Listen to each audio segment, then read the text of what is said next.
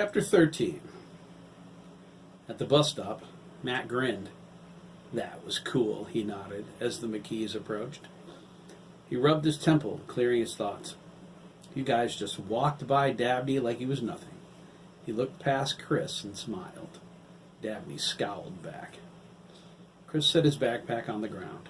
It was heavy with the books he needed to return. He's a punk. We're not. End of story. He glanced at Dabney. His brow furrowed. When did he become so cute? He shook his head. It's a bad boy thing. It has to be. Great eyes, though. Oh my God, will you listen to me? Herman adjusted his yarmulke and his round-rimmed glasses. He cleared his throat and asked, I guess you know what he's saying about you. He seemed uncomfortable, but not with Chris. He was way over his head in someone's personal life. Herman wasn't that kind of person. I have an idea, Chris frowned. It's only the beginning, too. I want to smack him one, Jeremy said. No, Chris insisted. Don't even think about it, Jeremy. But Chris, he's a loser, and everybody knows it. Just let it go. He glanced at Dabney again. Cute, though. He snapped his tongue. When the heck did that happen? He turned to Herman, who was examining him like a newly discovered fungus. What's your major malfunction, Schwartz? Herman shrugged. I've never seen a gay guy up close before. Matt and Jeremy burst out laughing. Chris glared at them. Jeremy held up his hands. Chris lowered his eyes. It's going to be a long day. Herman, Henry barked, his deep voice and insistent, commanding tone. Get over here. I don't want you anywhere near McKee. Herman looked at Chris, sighed, and said, Give me a moment. He stepped away from the boys and leaned in his brother's direction. Henry? He asked. What? Henry replied. Jeremy was amused. Henry and Herman looked so much alike, it was as if they were the same person. Herman was just the smaller version. You are not my lord and master, Herman stated, with all due respect. So bite me. Chris, Jeremy, and Matt laughed. Bite me? They chorused, looking down at their small Jewish friend. Henry flushed. You'll be laughing out of the other side of your face when I tell Papa. Henry, Herman replied, don't be a schmuck. The boys' laughter renewed. Chris held on to Matt to keep from falling over. Jeremy noticed Dabney eyeing them with an odd expression. He stepped away from Chris and Matt and motioned for Dabney to come over to him. Dabney glared at him, rolled his eyes, and then stormed over. This action convinced Jeremy he had some influence over him. Otherwise, Dabney would have ignored him. What? Dabney demanded. Chris and Matt stopped laughing. Uh-oh, Matt whispered. We're not friends, Copeland, right? Jeremy said, more than asked. It wasn't something he ever said before. Jeremy was friends with everyone. Hardly, Dabney scoffed. Jeremy took this as a given. We're not enemies either. What's your point, McKee? Dabney watched Matt and Chris out of the corner of his eye, convinced they were going to jump him. Jeremy moved into Dabney's line of sight. They were the same height, only Dabney was skinny. Jeremy worked out. My point, Jeremy replied, is that everyone's talking about my brother, right? Dabney smiled. You could say that. Jeremy held him in his gaze. Then don't you think it's pretty common of you to involve yourself? Exactly what do you mean? Dabney asked, crossing his arms. Common was not a word people used to describe him. I mean, if everyone's going to talk about my brother anyway, why would you, of all the people I know, join in with such trailer trash gossip? I never thought of you as the type of person who would sink so low. Jeremy patiently waited as Dabney considered this. He could tell the statement caught him off guard. He was used to confrontations, not logic. Dabney was annoyed at how easily Jeremy pegged him. He didn't like that, but he respected it.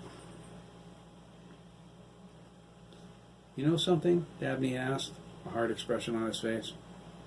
I'm surrounded by morons who think there's something when they're not. And? Jeremy replied. Look, Jeremy, he said, almost smiling. I get your point. He leaned forward and whispered, I don't care if your brother's gay. I always thought he might be, but whatever. He smiled. I just like the way people squirm when I tell them about it. Jeremy bit back on his anger. This is hard enough on us, Dabney. Isn't it a little too easy for you? Dabney nodded. All right, I'll leave it alone. For now. That's good enough. For now. You know something, Dabney said, seeing the bus making its way up Satchel Hill? You're not stupid. I almost like you. Well, you know something, Dabs, Jeremy replied, shaking his head. He laughed a little. I almost like you, too, and you're the biggest dick I know. You bet, Dabney replied. He walked away toward the bus. Chris and Matt met Jeremy halfway. They looked at him like they didn't know him. What? Jeremy asked. You actually talked to Copeland? Matt asked. Sure, Jeremy shrugged. Dabney's not all bad. But he's such a prick, Chris cried. But then he thought, cute though, for sure. He smiled, discreetly examining him. Love those freckles. They're like perfectly distributed too. Would he let me count them?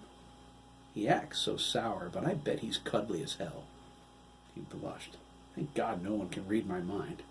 I mean, Copeland? He stifled a laugh. Sure, Jeremy agreed, approaching the steps. He's a prick, but at least you know what to expect from him. Chris and Matt supposed he was right. Dabney heard the end part of that, but he didn't react. Weakness was the last thing he needed to show when he was surrounded by people who hated him. He pushed his thin hair away from his face and stared out the window at Chris. Henry was in the doorway waiting for Herman, but his brother had his arms crossed defiantly, glaring at him. Dabney didn't understand how Jeremy could sway him from messing with his brother so easily, but it was just that, easy. No one had that kind of influence over him, not even his own family. Perish forbid, Dabney thought. Chris noticed Dabney looking at him. It was a probing look that lingered. Dabney caught himself and quickly looked away. Chris lowered his gaze and smiled. He seriously has some great eyes.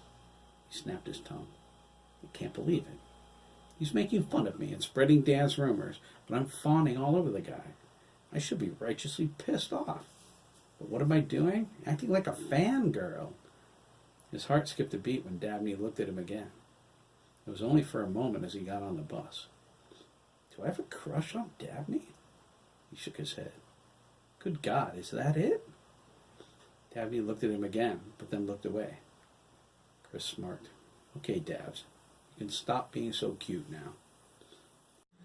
Dabney felt he should apologize to Chris, although he would never do it. That was so incredibly weak, he couldn't. He wasn't trying to hurt Chris, though. There was something about him Dabney found intriguing. Making people squirm made him feel powerful. The rumors about Chris set them all aflutter. Dabney needed to examine his feelings. He always thought Chris was gay. He felt drawn to him a lot this past year. He could think of a dozen different times he caught himself watching Chris, but turned away before he noticed. Dabney thought Chris was quite stylish. He wore nice clothes. He had a great haircut. Dabney thought an earring would look good on him.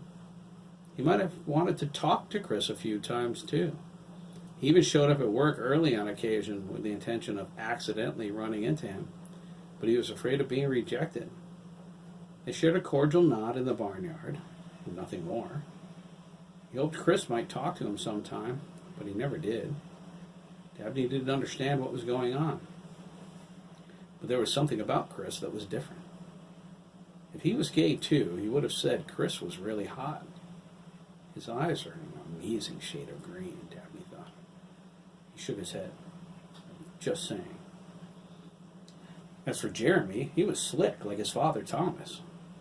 How many times did Jerry warn his sons to be careful around the McKees? Thomas was a smart lawyer, and that made him dangerous. Still, there was something in Jeremy's eyes, sympathy, empathy for him. Most people hated Dabney. He was used to that. He was comfortable. Jeremy seemed indifferent. It drove Dabney up the wall. Jeremy was either becoming his friend or his worst enemy. Friendship involved trust. Dabney didn't trust anyone. At least, he didn't think he did. Textile Road was near the top of Satchel Hill, just before Adler Road. The Copeland estate was nestled in the hills, surrounded on two sides by the cliffs. It was the only house on the street. Above them, to the left, stood the house Colonel Timothy Adler built. His only daughter, Margaret, Ms. Adler, the science teacher, lived there. Dabney looked at her house. It was like he felt her, and he knew she was watching him. It made him uncomfortable. Ms. Adler had that effect on everyone. It was one of the reasons they called her the Hill Witch. They passed Textile Road, where the bus driver backed up and turned around to avoid Adler Road. It was unimproved. A familiar roar dragged Dabney's gaze from the Adler house to his own. His brother, Dennis, was leaving for school in his Mustang. The slick green convertible charged out of the cul-de-sac, its tires screeching. Every kid on the bus turned to watch him. There was a chorus of ooh and ah that made Dabney want to vomit. Dennis wouldn't even let him sit in the stupid car. He hated his brother so much, it wasn't even funny. One day, he and their old man, who Dabney hated with equal venom, were going to wish they were kinder to him. They all would, except Chris, maybe Jeremy. Dabney shook his head.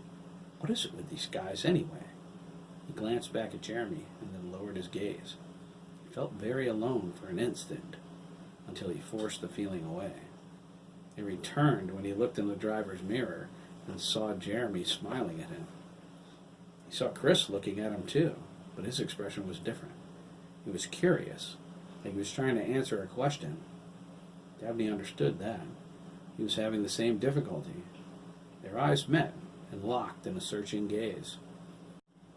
They each saw something familiar in the other. When Chris smiled, Dabney thought he could get lost in his open friendliness. They both turned away at exactly the same time.